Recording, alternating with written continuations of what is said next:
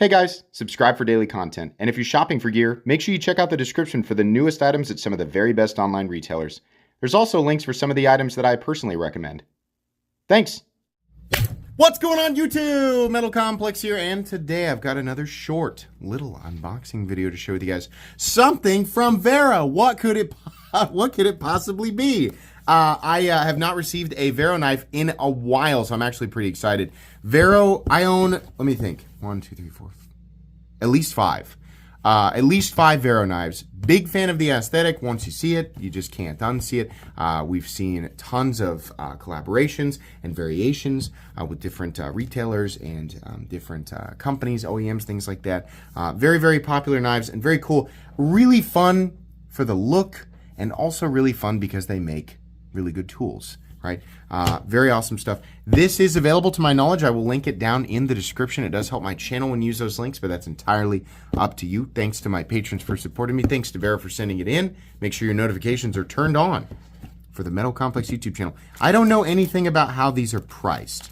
Ooh, did we get a carbon fiber guy? So here lately, this is cool. Here lately, I have very much leaned into carbon fiber. I have been much more of a carbon fiber fan, so this is neat. So the Avid 2, in this case, now there's probably going to be multiple variations, but it looks like we have, I'm not sure if you would call this marble or shred, or I don't think it's shred.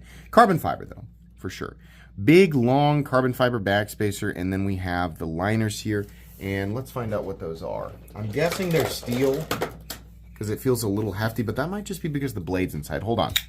So here we go. We got that razor, nearly a perfect rectangle for the blade. The most Vero blade shape matches really nicely with the little groove in there, which, by the way, you can use to reverse flick. That's nice. So now I'm thinking they might not be. Now I'm thinking they might actually be titanium.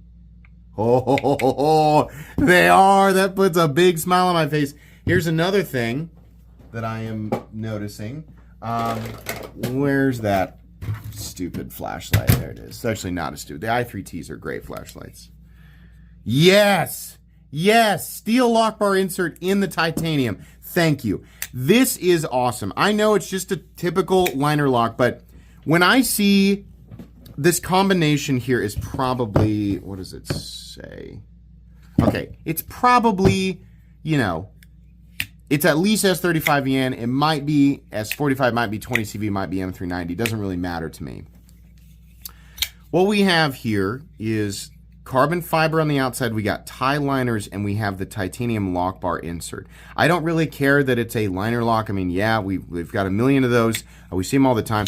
What's cool is that they went out of their way to go the extra mile and make the liners out of titanium, because let's be honest, somebody like Vero could probably have just put steel liners in here and charged the same price, right? No, we have titanium liners under the carbon fiber. This is still a substantial amount of titanium, right? So you get the benefit of having that premium titanium. Also, you get the added, you know, they could have just left it tie and carbonized the lock face. No, they actually go ahead and put the lock bar insert in there, which is very cool. We don't always see that. Then you get the lightweight advantage of carbon fiber, which again, I've really come to enjoy. It really does help out with weight reduction and balance. So in my opinion, sacrificing absolutely zero durability versus having a full titanium frame. This is actually preferable to me and many people. I would rather have a titanium liner lock underneath 2 scales of whatever material than an exposed titanium frame lock. And you know, sometimes like the design itself is enough where I'm like, but if I have the choice every single time, right? Every knife that I own that is an exposed titanium frame lock, I love them. But if I had the option to have exactly the same thing, but for the lock to not be exposed, whether you put a plate over it, like it's not Kane, is it Kane Grambo? Yeah, with the Russ. Like how he did it with the Russ is perfect, right? Or nested liner lock, or you know, subframe lock, whatever. Yeah, I would trade that out because I think that's better. Absolutely. Very nice. Just, you know, sort of straightforward, flat ground. We have the machine satin finish here. on the main part of the blade. Up here on the flat, it looks like maybe it's tumbled, and then we have another sort of machine satin finish here up on the bevel. Now, this isn't going to have a tip, but it'll be nice and good for those draw cuts, things like that. Somebody like me who doesn't do a lot of things that require, you know, a tip that can puncture, it'll be fine. Ergonomically, for it being basically a long rectangle, but that's got the Vero personality, pretty good, because he's knocked these edges down. I also want to point out that he's given you access to that liner by kicking this part of the liner up just a bit. Very cool. Double clutch? No. We have the rear flipper, we have the front flipper, which I probably won't use, and then you have the little opening slot there, which I might.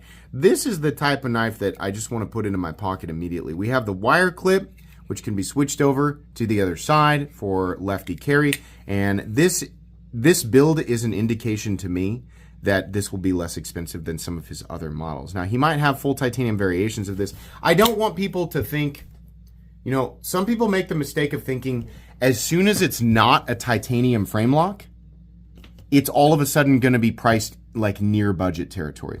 No.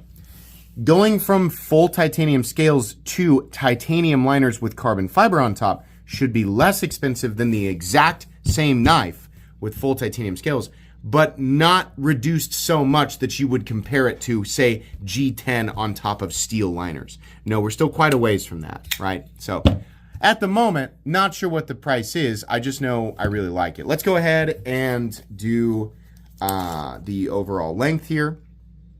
Overall length is 7.65 inches. Blade length is coming in at 3.35. Cutting edge is coming in at 3 1/4. Now, I also would like to have my scale. There it is.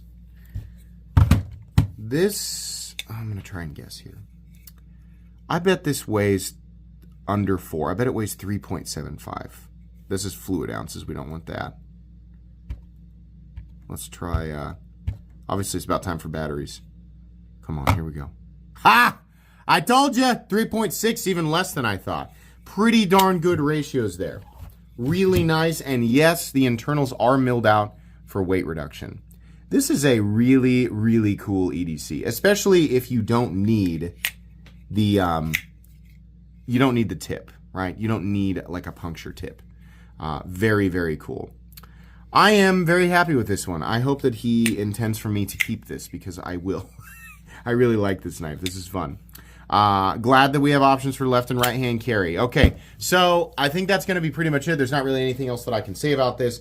So the full length review will come down the road for today. That is it. Appropriate links in the description. Not sure if this is a pre-order or if these are just actively available right now. But links down in the description. Please make sure to follow me on Instagram at metal_complex. If you enjoyed this video, leave a like. If you'd like to check out my other content, I do, of course, have lots of videos of knives that are either expensive or inexpensive that I do or don't like, so check those out. And if you enjoy all my content, go ahead and click on that Metal Complex logo right there and subscribe, because there's definitely more coming. Thanks again for watching, everybody, and have a great day.